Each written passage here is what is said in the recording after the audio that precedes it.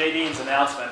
Last week I did an announcement and I mimicked Jadine. I did my impersonation of her, so she was doing her impersonation of me, which is, maybe it hurts a little bit. What did she say? We were so intellectual and spiritual. When I was taking my preaching class, we take a class on how to preach, and the way that we made that preaching class useful is we knew at the beginning, at the very end of the year, the final. I mean, how do you do a final preaching class? And the final was that we went to a bar.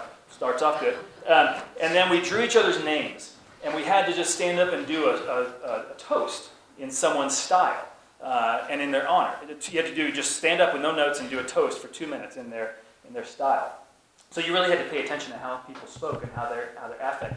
And so I did my little thing for somebody, and then the person stood up for me, and they said, ontological, superior, Greek, metaphysical, and they just started super califragilistic, the biggest, longest, stupidest intellectual words. And they said, Hansen, you preach like it's terrible. I was terrible. So thank you. Now I'm going to be intellectual here, and we're going to teach you some Greek. You ready for that? We're going to turn that around. And we're going to start with this. Sheep. Sheep are really stupid. Do you know this? Did you know sheep are stupid?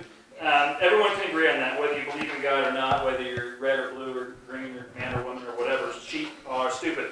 Even the word sheep in Greek shows you how stupid they are. The word is probaton. There's your intellectual. We'll get to spiritual soon. Probaton just means follower. It just means the ones who are led. They're just so dumb that they don't have any agency of their own. They're just led everywhere. Sheep, if you let them wander on their own, if a shepherd isn't leading them, they're going to come to a cliff, they're going to look over, and they're going to fall over. Sheep, if you let them go and drink on their own, they're going to go to a stream, and they're going to just start walking in, and they can't tell whether the stream's moving fast or slow, and they get washed away. Sheep, if there's a great green pasture over there, every other animal, even humans, the grass is always greener on the other side, except for sheep. Sheep see the green grass over there, they don't care. Like whatever's in front of them, they're just going to eat the grass that's right there. So whether you've ever come to church in your life, sheep are stupid, which makes a shepherd's job important. They'll never make it without a shepherd. David, as a boy, was a shepherd. David knows that sheep are dumb. David knows shepherds are important. He personally guided sheep away from danger, towards safety, away from emptiness, toward fulfillment. And when he gets older, when he learns how to write poetry, when he learns to be a little faithful, he starts to realize sheep are a pretty good metaphor for us. Because as he gets older, and he puts his own life into dangerous situations, and he realizes how dumb he is, and he longs for some kind of a fulfillment in his life, he realizes the person who's been guiding him through all this, the thing that's been guiding him through all this, is God. And even though I keep eating the brown grass that's right in front of me, he makes me lie down in green pastures.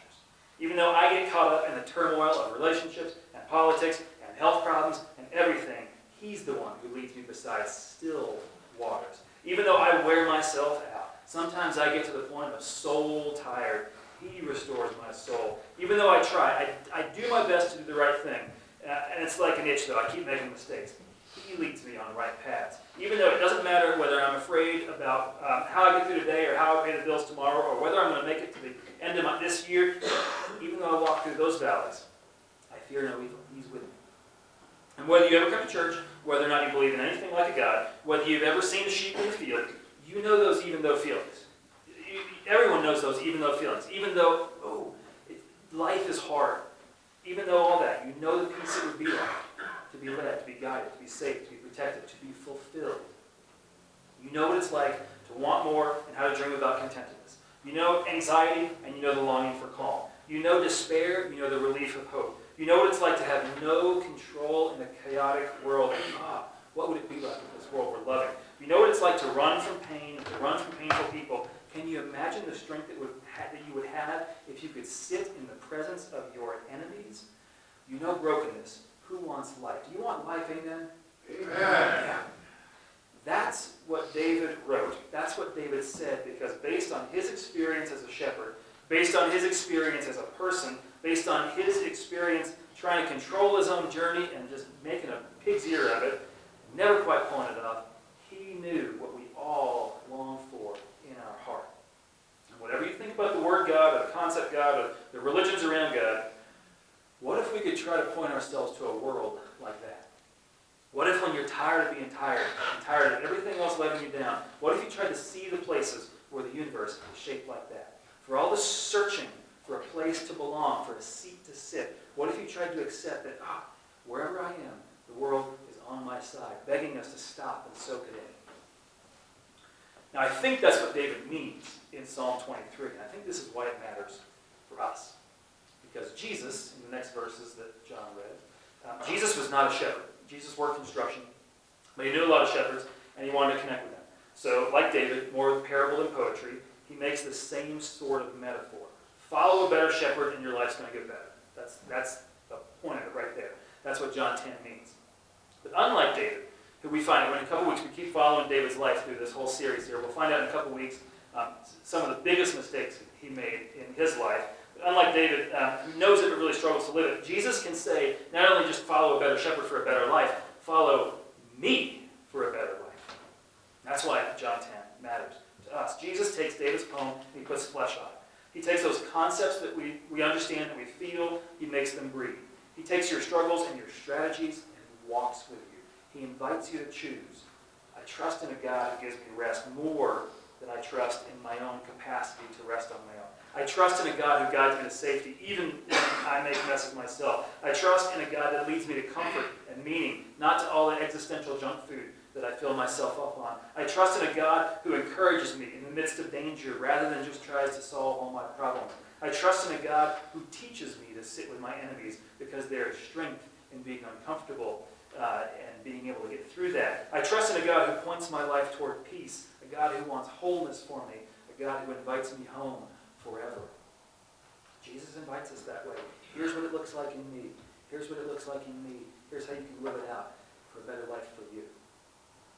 Which, by the way, is not religious.